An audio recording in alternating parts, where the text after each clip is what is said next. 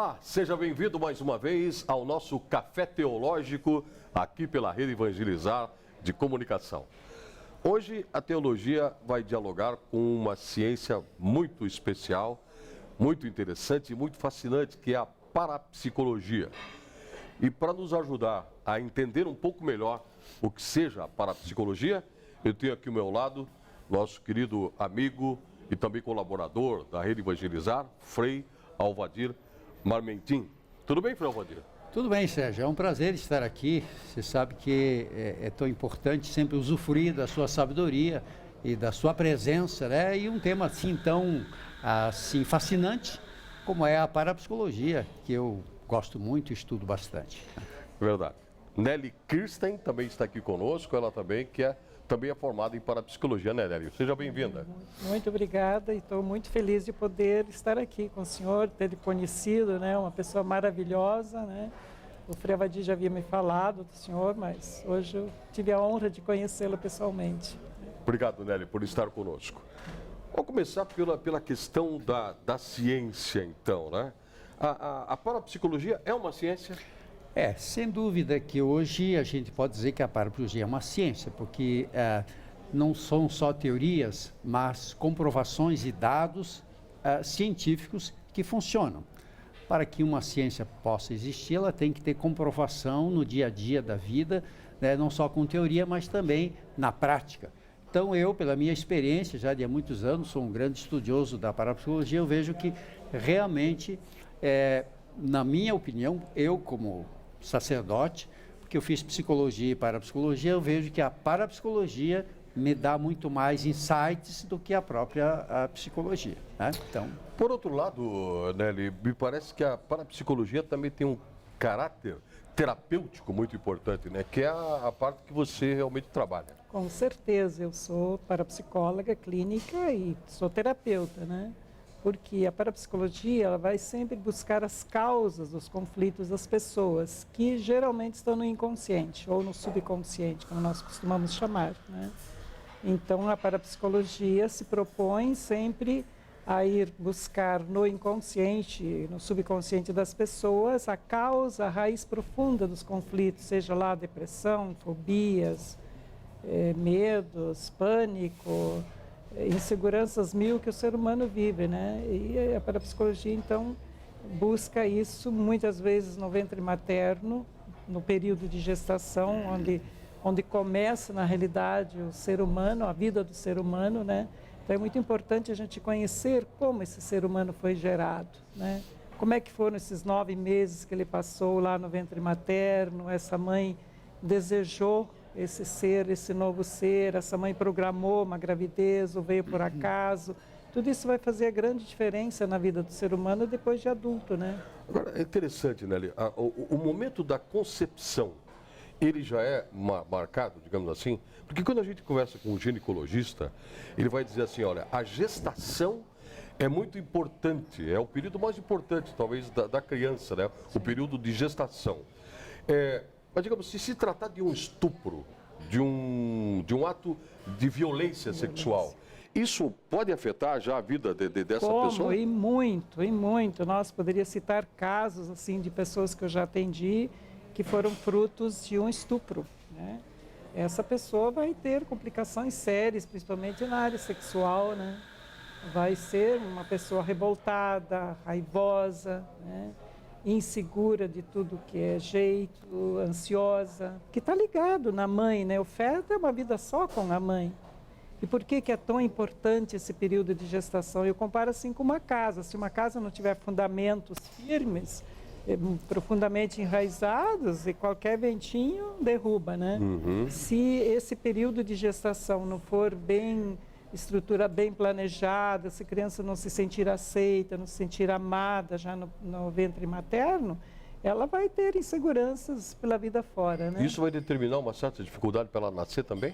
Com certeza, né? O processo de nascimento é uma outra etapa fundamental na vida do ser humano. Porque nascer é um ato da vontade sim, também, é um ato da vontade e é o primeiro esforço que o ser humano faz para vir ao mundo, né? Sim. Se esse esforço for uma coisa natural, nascer é bonito, né? Nascer é uma coisa linda. Então, se for vamos dizer, um nascimento normal, um parto normal, sem grandes complicações, essa criança já vai ter gravado no subconsciente dela que a vida é bonita, que a vida é linda, né? Mas se por mil e um motivos há lá dificuldades na hora do nascimento, de repente tem que ter uma intervenção cirúrgica de última hora, uma cesárea de última hora, isso tudo vai refletir na mente dessa criança que está para nascer, né? Perfeitamente. Filho Alvadir, na outra ponta aqui, por exemplo, o senhor trabalhou muito na Igreja dos Capuchinhos das Mercês, sim, com grupos de entreajuda. Sim. Né? Nessas questões todas, quando essas pessoas aparecem com esses problemas, um parapsicólogo e um sacerdote, como é o caso do Frei, consegue perceber nessa ponta esses fenômenos que podem ter começado lá na vida intrauterina? Exato, porque, veja, o nosso subconsciente pode ser acessado, né? Então, dependendo daquilo que a pessoa está apresentando como problema, nós temos condições de, analisando as programações de vida intrauterina, perceber onde começou. Aí, então, vem todo um processo terapêutico que é fazer com que a gente veja aquele fato traumático não como um grande fantasma, mas ver sob um outro enfoque, sob um outro prisma. Por isso a parapsicologia trabalha com a compreensão. Eu preciso compreender o porquê que eu sou assim. Por que me levou? Até porque que eu não quero ir na igreja. Vamos supor que uma mãe tenha ficado grávida antes do casamento. Aí então ela vai na igreja. Sim. De repente houve um sermão do padre criticando, falando mal das mães que engravidam, né, antes do tempo e etc. Aquela criança vai ter uma referência negativa de igreja. Por quê? Para ela, a igreja, a mãe já viveu uma emoção forte e o que grava o trauma é a emoção que a mãe vive. Se a mamãe ficou revoltada com a palavra do padre ou com aquela situação criada, vai ter um problema sério na fé daquela criança. Então aí é onde entra não só a parapsicologia, entra também a espiritualidade, né?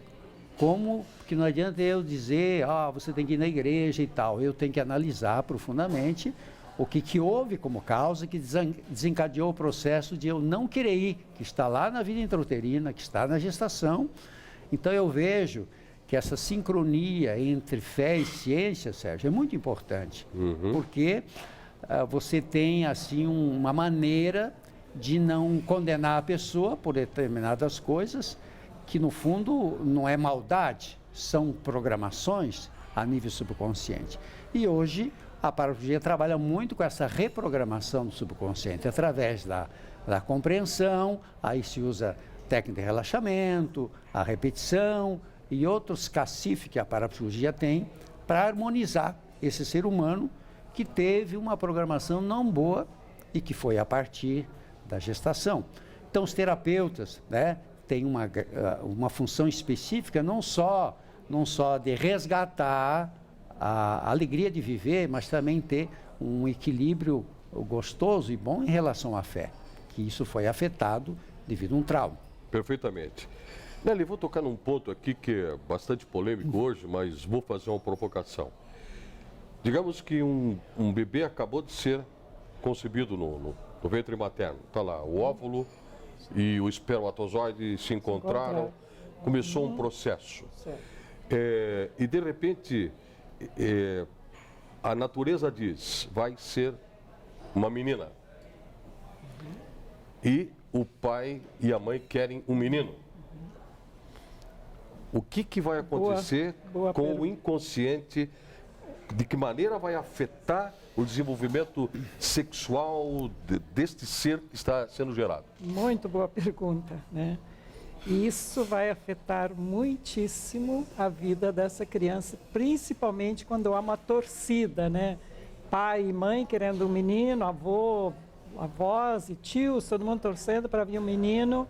A menina está lá no ventre materno, se formando, sabe que ela é menina, sente que ela vai decepcionar quando vai nascer. Não né? vou ser aceita. Não vou ser aceita, né? Então, isto é uma das causas da homossexualidade. Uma das causas. Uma das causas. Uma das causas, Sim. né? Mas essa, em geral, isso nós estudamos muito, né? Essa questão da sexualidade, né? De ser esperado menina e vir de outro sexo. Uma coisa muito que eu percebo na terapia, crianças esperadas de outro sexo já nascem com programações de culpa. Isso é muito, muito profundo. Já nascem com culpa. Sentindo-se culpado porque são motivo de decepção para os pais, né? E culpado na vida real, o que merece? Castigo. Castigo. Né? O subconsciente age automaticamente, mecanicamente, conforme ele é programado já a partir do ventre materno.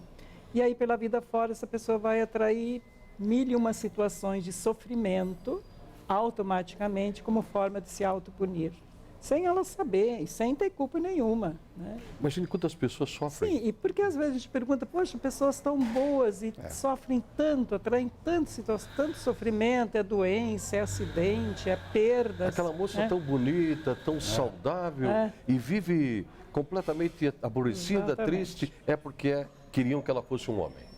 Isso é uma das culpas, uma dos Pode ser, aspectos, certo. porque também pode ser a criança não desejada, não planejada, a mãe fica com raiva, fica triste porque está grávida, a criança já se sente culpada pelo fato de estar ali. Por que eu tenho que nascer? Por que eu tenho que nascer, né? São outras formas de culpa também, né?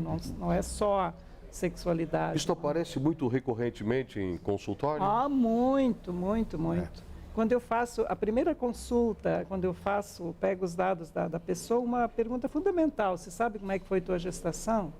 Se ela sabe como ela foi gerada, sabe como ela nasceu, como foi o processo de nascimento, olha, 99% já sei onde é que está a causa do problema dela. Se ela sabe, né? Exato. Isso na terapia a gente vai acreditando coisas que quando eu li achava meio, né? Eu acho que não é bem assim, mas depois na prática a gente vê que é matemático. Daqui a pouco a gente vai continuar falando sobre essas abordagens ao inconsciente que a parapsicologia traz. E também vamos abordar a questão dos fenômenos e de que forma, por exemplo, a religião e a ciência, como disse o Frei Alvadir, podem andar nessa combinação. Por exemplo, a questão da cura, né? As orações de cura, os grupos de oração, né? Até onde a parapsicologia pode estar presente ou até onde a sua ausência pode trazer, de certa forma, alguma frustração. Vamos aprofundar um pouco mais esse assunto no nosso próximo segmento, depois de um breve cafezinho. O Café Teológico volta já.